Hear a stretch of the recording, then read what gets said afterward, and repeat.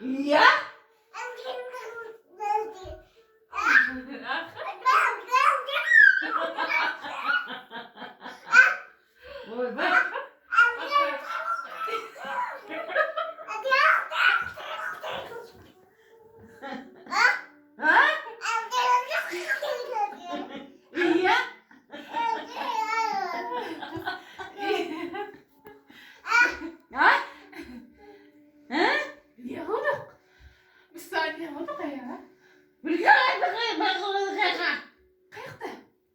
Çıkan deyip dur koyun.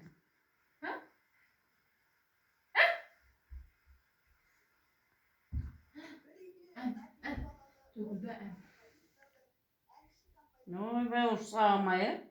Dırgıt durmuştu. Bana kalsın bu diye koyduk ya.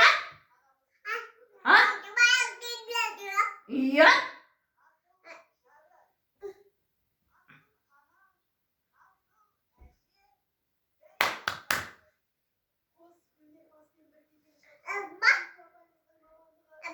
Iya.